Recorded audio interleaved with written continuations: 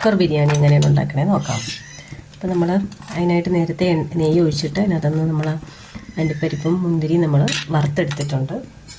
ഇനി നമ്മൾ ഈ നെയ്യ് ചൂടായിരിക്കുവാണ്. ഇതിനകത്ത് കുറച്ചും കൂടെ ഒഴിച്ചു കൊടുക്കാം. കുറച്ച് നെയ്യും കൂടെ ഒഴിച്ചു കൊടുക്കുക. എന്നിട്ട് അതിനകത്തേക്ക് നമുക്ക് 2 പട്ടയും കറുവപ്പട്ടയും ഇട്ട് കൊടുത്ത് അതിനുശേഷം നമുക്ക് കുറച്ച് ചെറിയ ഉള്ളിയും അതുപോലെ തന്നെ വെളുത്തുള്ളിയും ഇഞ്ചിയും കൂടെ ഒരുമിച്ചെടുത്തതാണ്. ഒരുമിച്ച് ചെറുതായിട്ടൊന്ന് ചതച്ചെടുത്തതാണ്.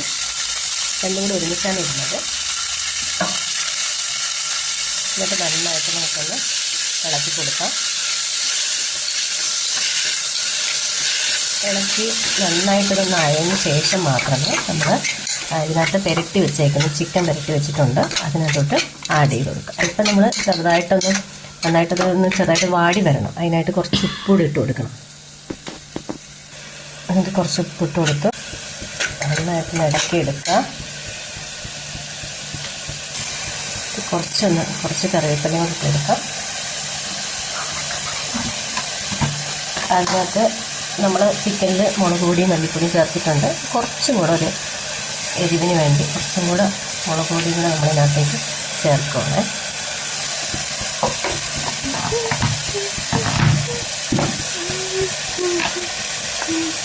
നമുക്ക് വേറെ നമ്മൾ തന്നെ ഇവിടെ ഉണ്ടാക്കിയ മസാലകൾ മാത്രമേ ചേർക്കുന്നുള്ളൂ. വേറെ മസാലകൾ ബിരിയാണി മസാലയൊന്നും ചേർക്കുന്നില്ല. ഇത് കുറച്ച് മല്ലിപ്പൊടിയാണ് ചേർത്ത് കൊടുക്കുക.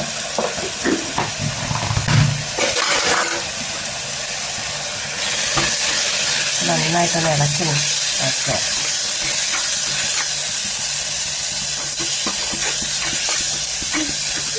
മഞ്ഞൾപ്പൊടി ഇട്ടിട്ടുണ്ട്. നമ്മൾ മഞ്ഞൾപ്പൊടി നേരത്തെ തന്നെ ചിക്കനിൽ ഇട്ടിട്ടുണ്ട്. അപ്പോൾ ഇത് നന്നായിട്ടൊന്ന് ആയിട്ടുണ്ട്.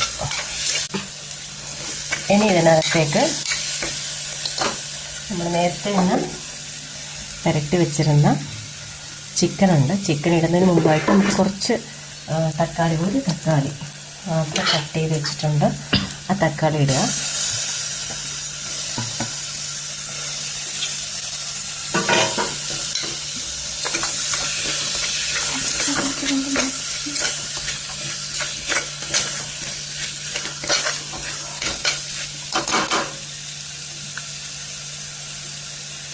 പിന്നെ നമ്മൾ എല്ലാം പുരട്ടി വെച്ചേക്കുവാണ് ചിക്കൻ. ഇതിനകത്ത് കുറച്ച് മല്ലിപ്പൊടി, അതുപോലെ തന്നെ കുറച്ച് നമ്മുടെ മുളക് പൊടി, കുറച്ച് വെളിച്ചെണ്ണ ഒഴിച്ചിട്ട് ഉപ്പ് ഇട്ടിട്ടാണ് നമ്മൾ നന്നായിട്ട് തിരുമ്മി വെച്ചത്.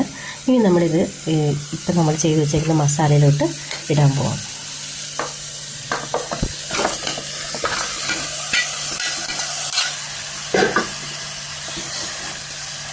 ഇട്ടതിന് ശേഷം നന്നായിട്ട് നമുക്കതിനൊന്ന് മസാലയൊക്കെ എല്ലായിടത്തും ഒന്നുകൂടെ ഒന്ന് ഉള്ളിയൊക്കെ ഒന്ന് പിടിക്കാൻ വേണ്ടി ആക്കി കൊടുക്കാം.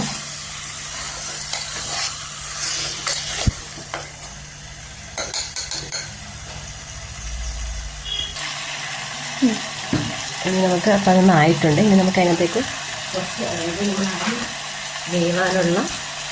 കുറച്ച് വെള്ളം അരി വേവാനുള്ള വെള്ളം അത്രയും നമ്മൾ ചേർക്കണം. അപ്പം നമ്മൾ ഈ കപ്പിലാണ് വെള്ളം എടുത്തിട്ടുള്ളത്.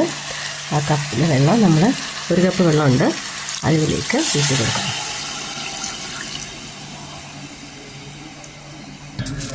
അപ്പോൾ നമ്മൾ അരി എടുത്തിട്ടുണ്ട്. അരി നമ്മൾ കഴുകി വൃത്തിയാക്കി വെച്ചേക്കുവാണ്. ഈ അരി നമുക്ക് ഇതിനകത്തേക്ക് ഇട്ടാൽ മതി. നന്നായിട്ട് വെള്ളമൊന്ന് കുറച്ചൊന്ന് തിളയ്ക്കണം. അരി ഇട്ട് കൊടുത്തിട്ട് നമുക്ക് കുക്കറിൽ അടച്ച് വയ്ക്കാം കേട്ടോ. ഇത് നമ്മൾ റോസായ്മയുടെ അരിയാണ്. ബിരിയാണിക്ക് പെട്ടെന്ന് ഇത് നല്ല ടേസ്റ്റ്, നല്ല മണമൊക്കെ ഉണ്ടാവും. ഒരുപാട് ഇങ്ങനെ കുഴഞ്ഞു പോകാത്ത രീതിയിൽ നമുക്ക് കിട്ടുകയും ചെയ്യും. പക്ഷേ എന്നാലും വെള്ളത്തിൻ്റെ അളവ് നമ്മൾ നോക്കണം. വെള്ളം ഒഴിച്ചിട്ടുണ്ട്. അരിക്ക് ഏകദേശം ഇത്ര വെള്ളം നമുക്ക് നിന്നാൽ മതി. ഇനി നമുക്ക് ഇത് നന്നായിട്ടൊന്ന് അടച്ച് വെക്കാം. അടച്ച് വെച്ച് 2 ഫിസിൽ കേൾക്കുമ്പോൾ തന്നെ നമുക്ക് തുറന്ന് നോക്കാം. 2 ഫിസിൽ കേട്ടാൽ മതി. ഇതിൽ കൂടുതൽ കേൾക്കണ്ട. വെള്ളം നമ്മൾ വെക്കുന്നതനുസരിച്ചാണ് അരി വേവുന്നത്. അതിനായിട്ട് നമ്മൾ കുറച്ച് മല്ലിയിലയും പുതിനയിലയും കൂടെ വേണമെങ്കിൽ ഇടാം. ഇപ്പം ഞാൻ മല്ലിയിലയും പുതിനയിലയും കൂടെ കട്ട് ചെയ്ത് വെച്ചിട്ടുണ്ടായിരുന്നു. അത് ജസ്റ്റ് ഒന്ന് ഇട്ട് കൊടുക്കാം. എന്നിട്ട് നമുക്കൊന്ന് അടച്ച് വെച്ച് ഫിസിലേൽപ്പിക്കാം. ഞാൻ റെഡി ആയിട്ടുണ്ട്. അപ്പോൾ കണ്ടോ, ചോറ് കാണുമ്പോൾ നിങ്ങൾക്ക് മനസ്സിലാവും നല്ല തൂറായിട്ട് കിട്ടിയിട്ടുണ്ട്. ചിക്കനെല്ലാം നന്നായിട്ട് വെന്ത് കിട്ടിയിട്ടുണ്ട്. കണ്ടോ, ചോറ് നമുക്ക് സ്പൂൺ വെച്ചാണ് നമ്മൾ എടുക്കുന്നത്. അപ്പോൾ നിങ്ങൾക്കറിയാം ചോറ് നന്നായിട്ട് തുറ കിട്ടിയിട്ടുണ്ട്. ആവശ്യത്തിന് മാത്രം എല്ലാം കറക്റ്റായിട്ട് വന്നിട്ടുണ്ട്. ഇനി നമുക്കിതിനകത്തേക്ക് നമ്മൾ നേരത്തെ എടുത്ത് വെച്ചേക്കുന്ന അണ്ടിപ്പരിപ്പും മുന്തിരിയും കൂടി ഇട്ട് കൊടുക്കാം. അപ്പോൾ വളരെ ഈസി ആയിട്ട് നമുക്ക് ചെയ്യാം. അതിന് വേണ്ടി നമുക്ക് ചിക്കൻ മസാലയോ അങ്ങനെയൊന്നും വേണ്ടി വരില്ല. നമ്മൾ സാധാരണ വീട്ടിലുണ്ടാക്കുന്ന മുളകും മല്ലിയും തന്നെയാണ് ഇതിനകത്ത് യൂസ് ചെയ്ത ബിരിയാണി മസാലയൊന്നുമില്ല.